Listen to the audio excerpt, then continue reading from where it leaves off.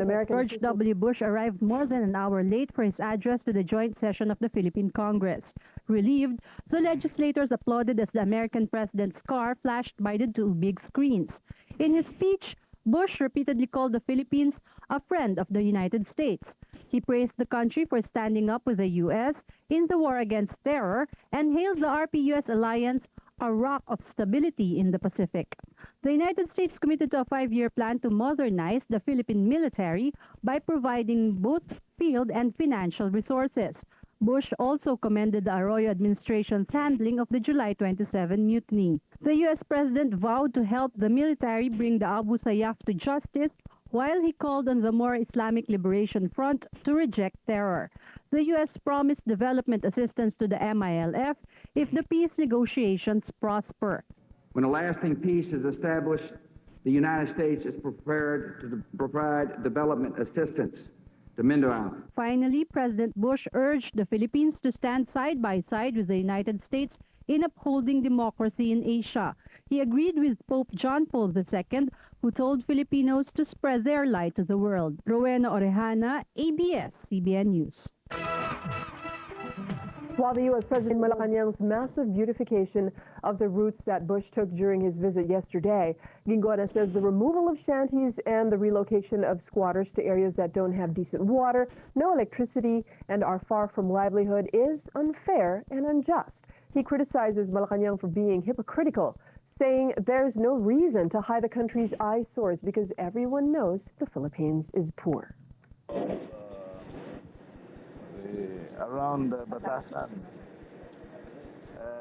that was unjust, it was unnecessary, and it left a bad taste in the mouth of our managing people. When we receive a distinguished guest, there is no need to hide our poverties, because people know that we are poor. Hundreds of militant workers and students took to the streets to protest the Bush visit and dramatize their opposition to alleged U.S. aggression in world affairs and interference in domestic matters. The Kilusan para sa Pambansang Demokrasya and Sanlakas held what they dubbed a Lugawan Fiesta, a parody of the Barrio Fiesta dinner banquet prepared by Malacanang for U.S. President Bush. The protest was held at the Welcome Rotonda Monument. Militants say it is a sign of the increasing hunger and poverty of Filipinos brought about by foreign debt and the trade liberalization policies of the Arroyo administration.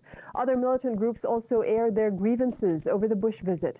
As early as 10 in the morning, militant groups converged along Commonwealth Avenue, although they were prevented from getting near the Batasan. Backup crowd dispersal units from the Philippine Army, Navy, and Air Force also prevented other militants from making their way to Congress.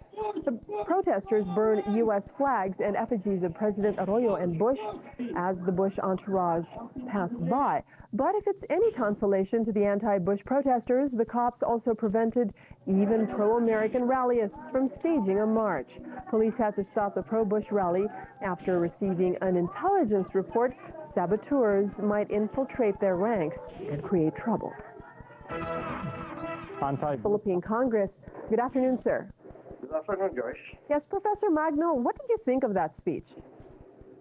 Well, it couldn't be anything else. I mean, it has to be a general reaffirmation of our friendship. He wasn't delivering a memorandum to Congress. As you know, he was delivering a largely ceremonial speech. So all the other expectations for greater detail are probably misplaced. That's for the committees to work on. Mm-hmm. You use the word friendship. How has this visit changed the friendship, the standing between the Philippines and the U.S.? Well, this is, I think, a watershed event. It's a very important gesture that ends 12 years of mutual discomfort in our relationship. Remember, after we kicked out the U.S. bases, our bilateral relationship went into a state of indefinition. And with the events of the last 2 years allowed us a new framework with which to redefine and revive our bilateral partnership. So what you are saying, Professor, is that this visit was good for the country? It's a very good visit for the country. It reestablishes our close alliance, which is important for other aspects of our foreign policy. It gives us better leverage in the region, particularly in dealing with a bigger regional power like China on certain very delicate foreign policy questions. Now, who do you think gained the most out of this visit? Well, the Philippines gained the most out of this visit because it formally establishes us, for the first time, as what Washington calls a major non-NATO ally, which puts us in the same category as Israel, Australia, and Japan. And that's a very important hinge for our own foreign policy standing. It gives us a very, very powerful platform to address regional issues. Now, on the political end, how do you think this visit will affect the popularity of Mrs. Arroyo and her bid for the presidency next year?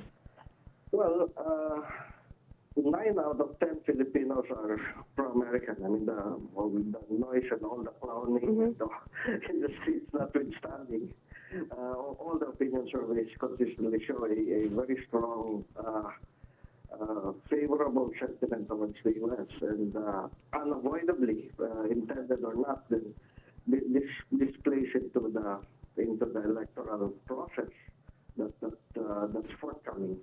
Although there's of course, no explicit endorsement. An explicit endorsement would have been improper diplomatically, but this piles out the political points for Gloria. Well, President Bush and President Arroyo will be together again at the APEC summit. What are you expecting from the summit? Well, this year, APEC, because of, as we saw in George Bush's speech before Congress, before our Congress, a very focused, very consistent attention being paid to the war against terror. And the APEC discussions since last year, when the Philippines pushed for putting the war against terror on the agenda, this year we might see a more definite APEC focus on security concerns, which initially, when the APEC started, was out of the APEC framework. It was out of the APEC field of vision, since the APEC was largely concerned with building regional free trade. Okay, maraming pong salamat, Professor Alex Magno. Maraming salamat din, Josh. Okay. Coming up to this